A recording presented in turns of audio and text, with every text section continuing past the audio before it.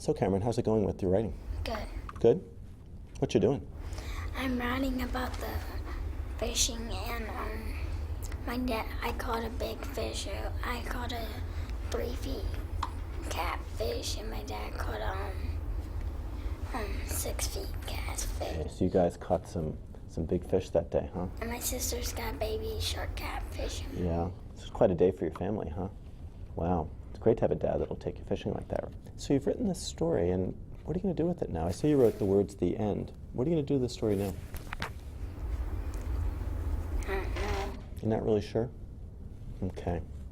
Well, let's talk about what writers do when they finish a draft. Okay. Okay.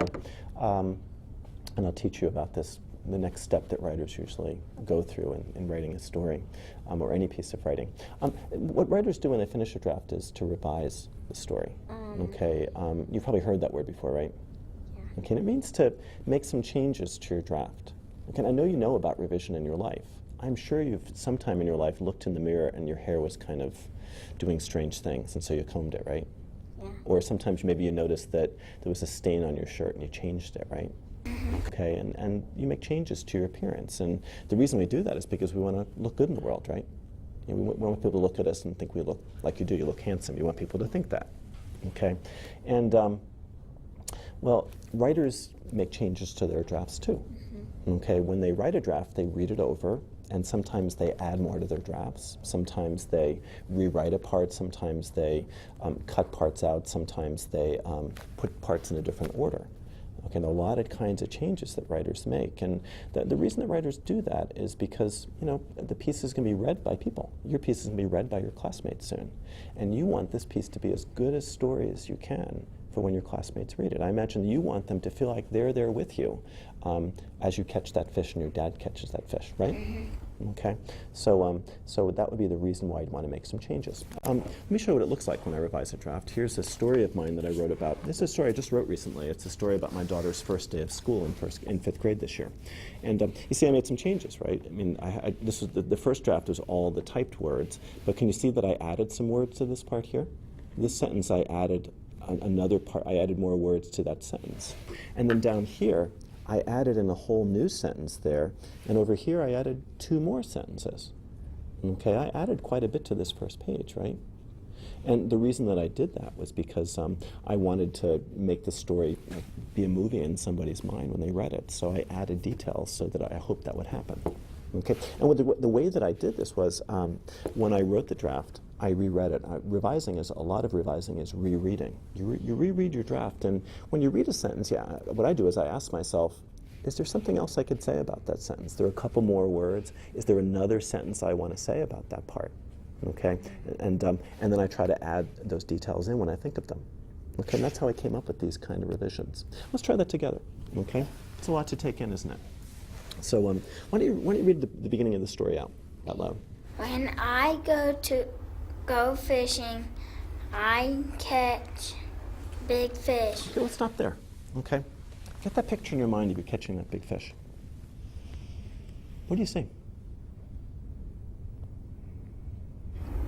What do you see, Cameron? I see me catching a fish by jumping out of the water. What was jumping out of the water? The fish, the 3 feet fish that I caught. So when you caught it, it did what? Jump out of the water. Was it on the line at that point, and it jumped out of the water when you were trying to pull it in? So you saw the fish jumping out of the water when you were catching it. Anything else you see in your mind when you think of catching that big 3-foot fish? I like how you're closing your eyes and really trying to think about this.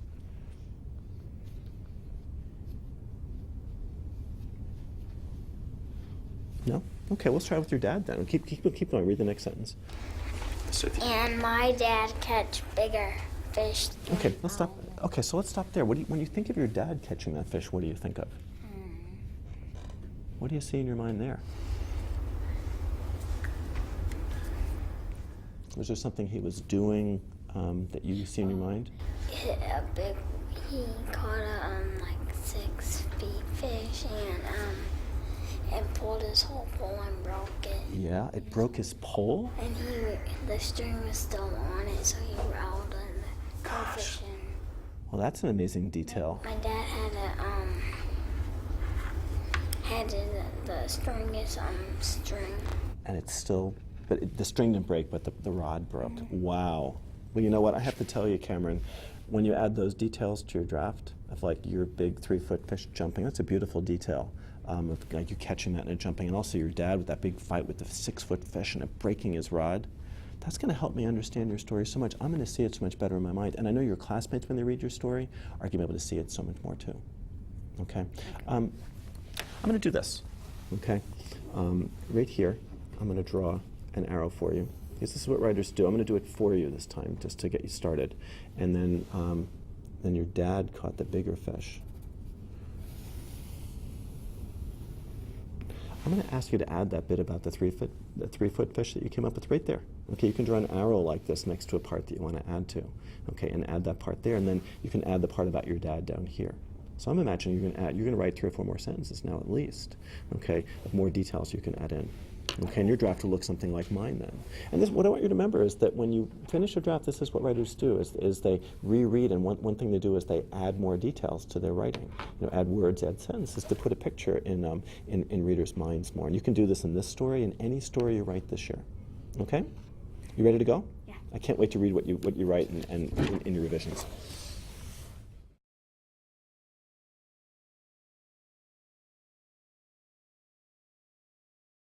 So how's it going? It's good. My story is almost finished, and I'm not really sure what I'm going to do next. You're writing this story called A Creepy Camper. What's the thing you want us to really understand when we finish reading your story? I think you just know that don't do things that you don't want to do. Okay. What do you say more about that? Like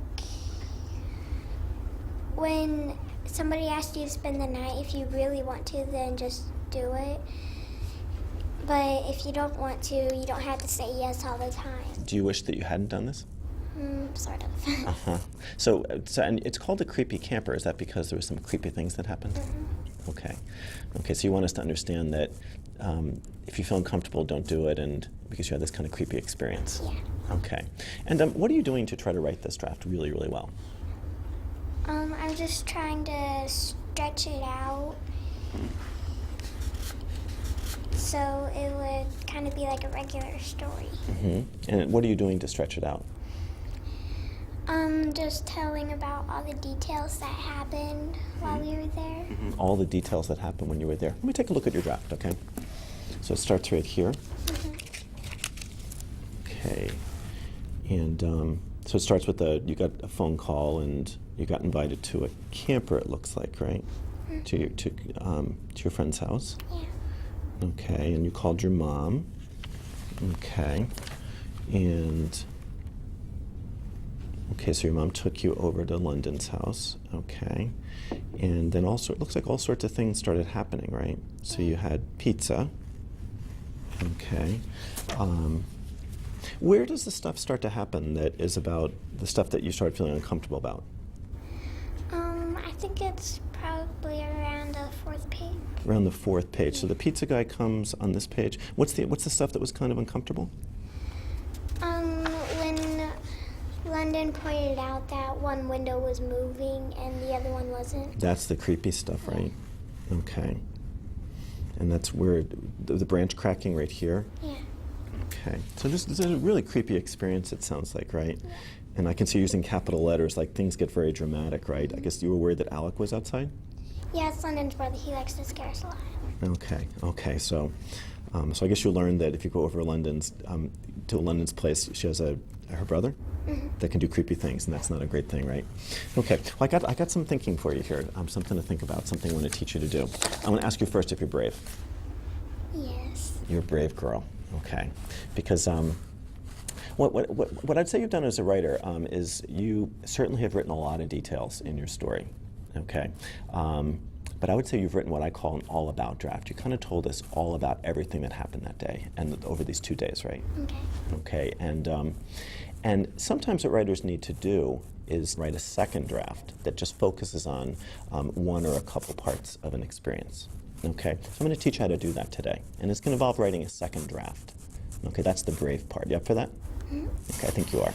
Okay, well, here's what happens. When writers write a draft, you're close to the end of this draft, so I feel like I can talk to you about some revisions you can make. But one of the things they do is they ask themselves, what am I trying to say in this draft? And it seems to me like what you're trying to say is you had a creepy experience. Okay, one that kind of made you think that you don't always want to do some stuff like this. And what they do is they look over their draft and they say to themselves, gee, does every part of this draft have to do with what I want to say? Okay, and sometimes they realize they have parts in their draft that really don't fit what they want to say.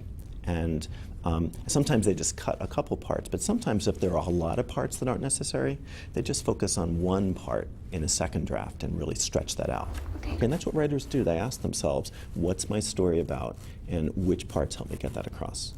Okay, and that's what I'd like you to try today, okay, to try that kind of thinking out with your story. Let's see if we can think this out a little bit. What are actually the creepy parts of this story? When the branch cracks and it sounds like somebody's walking through the yard coming towards Okay, so what you're saying then, I think you said it was page 4 that starts to happen. Well, that means you're telling me like the first couple pages really weren't the creepy stuff? So guess what?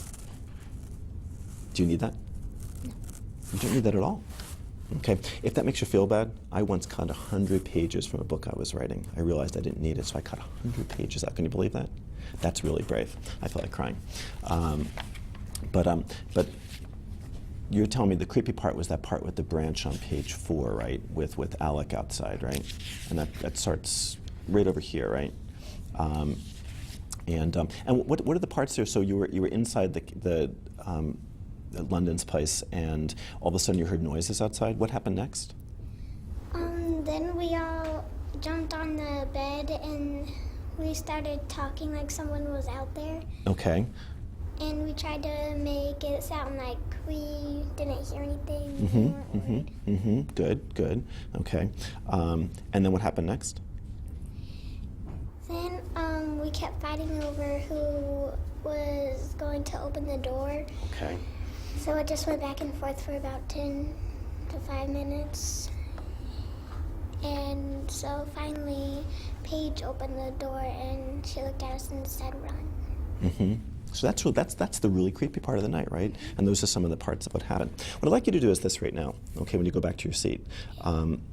I'd like you to make a plan for a second draft this time. But this time, just jot down those couple things that you just told me about. Those are a couple different scenes. Okay, the hearing the noise, the talking, all those different things you just told me. Just jot down those things. And when I ask you to write a second draft, that's the brave thing. Just kind of put this aside, get another piece of paper, and just tell that creepy part of the night. Okay, and I think if you just focus on that part, it's going to really help us understand, that you had this creepy experience. Okay, so remember that when you write other drafts this year, sometimes this happens. When you finish the draft half, you have to ask yourself, what's this about, and make sure that all the parts of your piece really have to do with that. And sometimes you're going to cut parts. Sometimes you're going to have to start a second draft to really get that across. Ready to go back and make that plan, and then get started with your second draft? Good talking to you.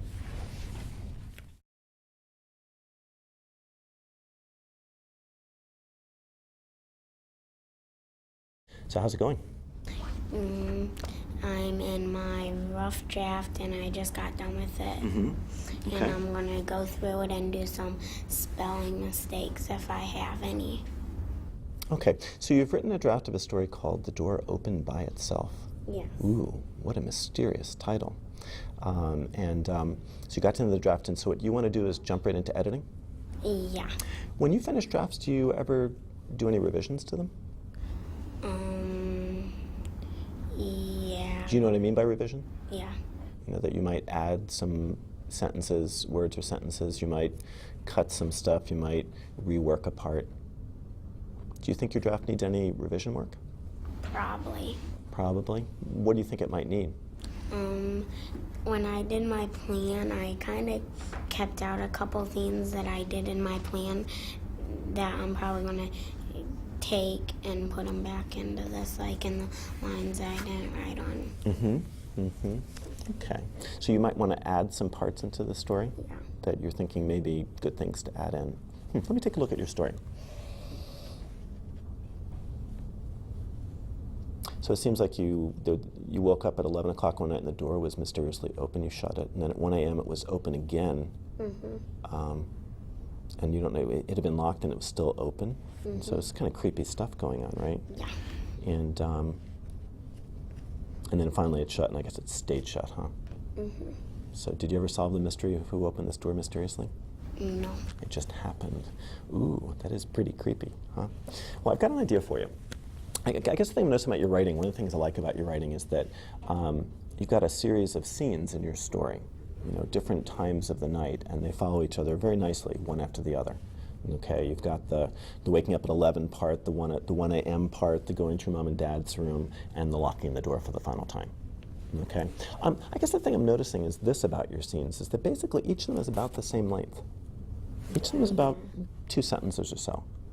Okay, and here's the thing I want to teach you about writing today, is that when writers write a draft of a story, you know, that has a couple scenes like yours does, usually some scenes are more important than others. They really help show what the piece is about. Okay, and writers show they're important by stretching them, okay, by saying more in those parts. Okay, if you look at Donald Cruz's book, okay, Shortcut, one of my favorite picture books. They stretched out parts in it. Yeah. And they showed made the most important parts bigger and longer. They sure did, right? Yeah, and the part I'm thinking about, I mean, it's a story, what I think Donald Cruz has to say in this book is that sometimes taking the shortcut home, you can be, you have to really think before you take the shortcut. Sometimes it'd be dangerous to take shortcuts in life, and this kid takes this shortcut, and very predictably the train comes, and all of a sudden the train is there, and I love how Donald Cruz, the train starts going by, it keeps going by, it keeps going by, it keeps going by, it keeps going by. It makes it look like it's real. Yeah, and that part really stretches out in the story. I mean, that's the consequence for these kids. They took the shortcut, they didn't get away with it, the train came, and Donald Cruz stretches that part out. It's such an important part for us to understand. Yeah, because he stretches out the train so it makes it look like that it's going on for a long time. Yeah, and I think it helps us, it makes me think about how, gosh, when you take a shortcut sometimes things don't turn out so well. And look at this train, and you don't even know the whole time the train going by if the kids are okay. And fortunately they are. But he spends a lot of pages on that really, really important part of the story. He spends about 12. And that's what writers do. Okay, writers will stretch out scenes in stories or parts of nonfiction pieces that are really important, that help readers get their point across. So let's think about how that can work in your story. Okay, and what's the thing you want us to really get out of your story? What are you saying? Probably to stretch out. Well, let's not talk about that just yet. When people finish your story, what do you want them to understand? That sometimes you can be scared of things. You don't always have to be brave. So which of the parts would be the parts that really show that you were scared, or which is the part that shows that you weren't brave?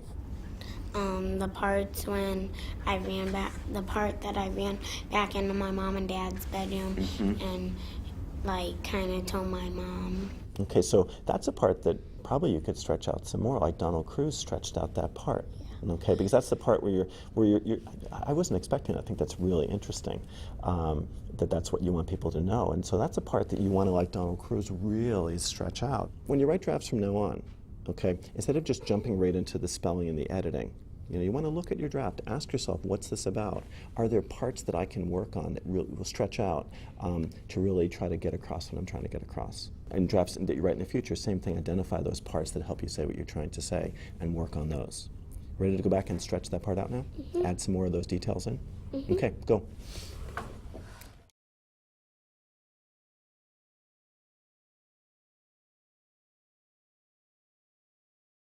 So how's it going, Haley? Good. Good? What are you doing? I'm editing my piece. So you finished your draft and you finished revising your piece and now you're editing? Yeah. When you edit, what do you do? I look for grammar, spelling, and punctuation. Okay, grammar, spelling, and punctuation. And what strategies do you use to edit your writing? How do you edit? Like, what do you actually do when you edit? Like, what does it look like when you edit? I read it and I see if it makes sense. Do you read to yourself when you edit? Okay. Do you ever read your writing out loud? No. Let me take a look at your writing. So this is a story about Florida, Yeah. and you went with your family? Yeah. Okay. Well, you know what? I think what we need to talk about today is an editing strategy that you're not using yet that I think would be great to add to your repertoire, which is reading your writing out loud.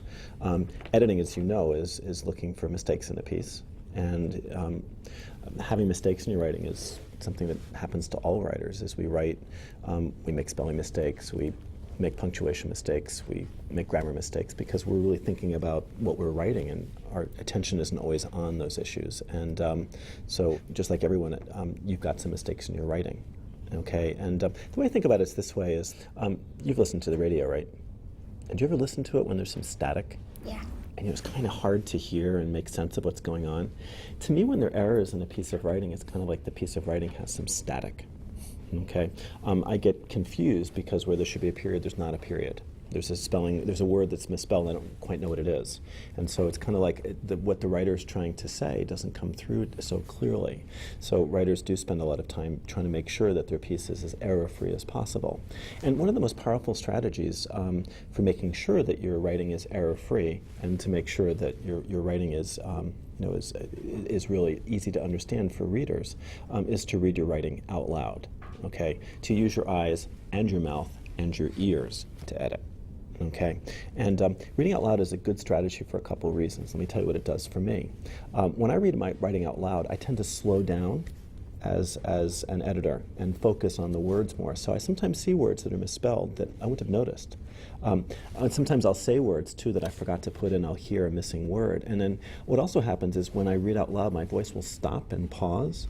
And sometimes my voice stops where there should be a period that I forgot, or it'll slow down when there should be a comma. So it helps me listen for where a punctuation should be, or I might want to change some punctuation. So I'm going to have you try this in just a minute. A couple tips for doing this. Okay, I'm going to ask you not to whisper when you read out loud, but to really read it so you can really hear it. Okay, that's important. And then two, I'd like you to try to, you know your read aloud voice, like when you read a book out loud or a poem out loud, you know how you do it really well and with drama and feeling? I'd like you to read this piece in the same way, because if your voice gets loud when you read your writing out loud, it's a signal that maybe you need like an exclamation mark. Okay, or if you slow down in a part or get softer, that can help you think of punctuation to let readers know how to read it. Okay, so let's have you try this, and let's see let's see what happens as you edit this. I have great news, said my mom. What? Said me and my sister. We are going. What happened there?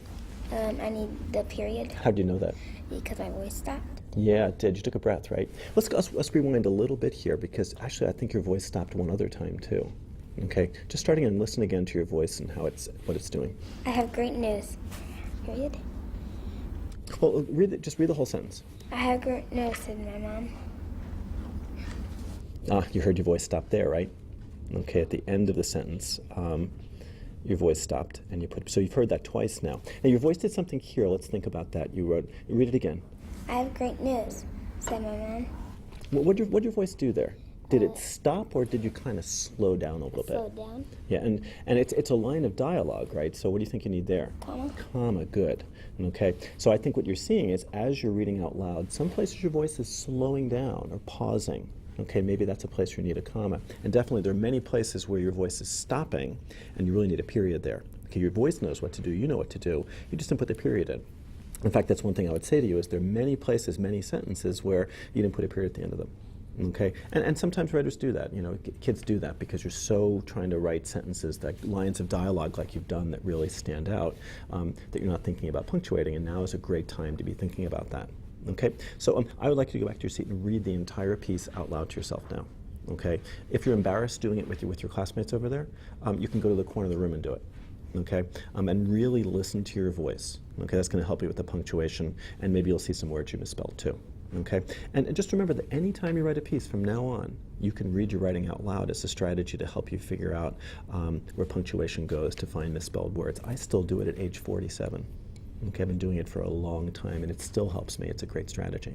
Can you go off and do that right now? Yeah. Good talking to you.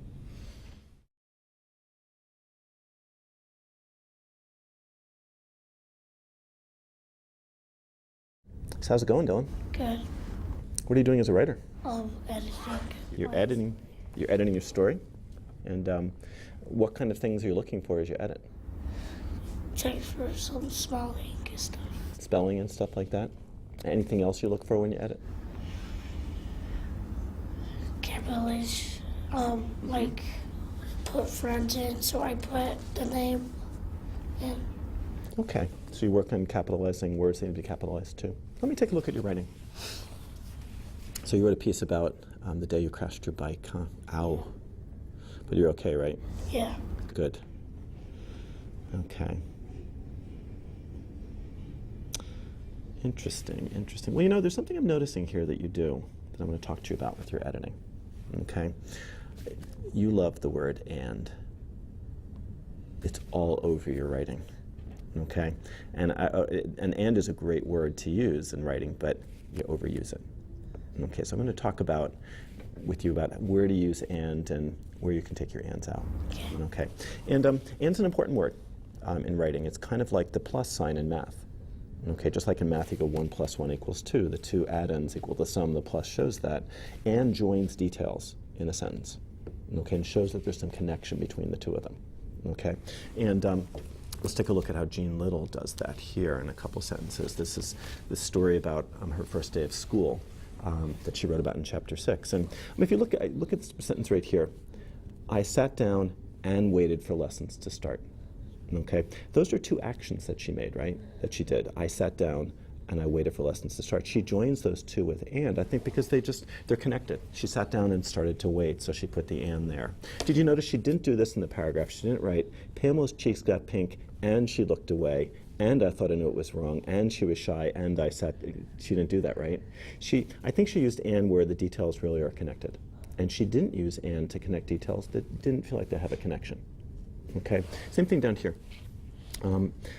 Right down here, the kids are not really being nice to her in the class. They're making fun of her for her reading. And so she writes this sentence here, I spat on the corner of my handkerchief and scrubbed my short nose until it felt raw. And she uses "and" again there, right? And those details are connected. She spits on the corner of her handkerchief and starts to scrub her nose, okay, with that handkerchief. And joins those two details.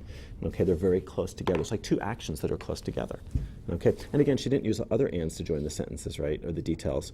When the teacher walked into the room, I longed to tell, but I didn't, period. I knew tattletales are despised by everyone, period. Those details weren't connected. Okay, Jean Little didn't want us to feel they were connected as closely as the scrubbing her nose and spitting on the corner of her handkerchief. Okay, so writers use the word "and" to connect details, often that are very close together, actions that are very close together in a story. So let's take a look at your story. And what I do is, what I think you can be thinking about as you're looking at your writing is, I'm going to ask you to focus on your "ands." I think it's going to be something you're going to need to work on in your writing for a while.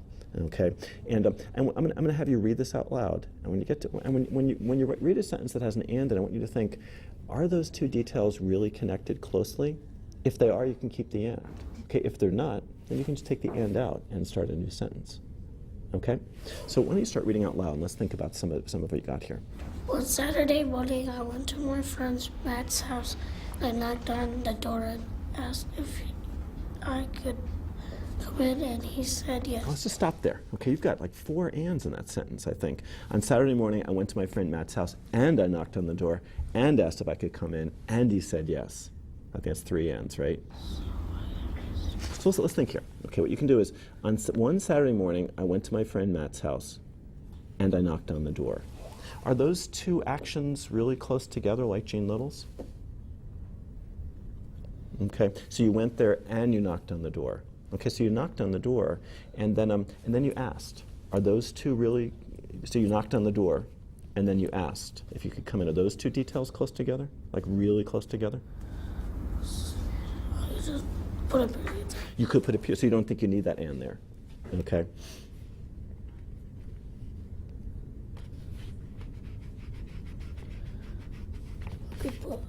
Yeah, you put an I there. I asked if I could come in.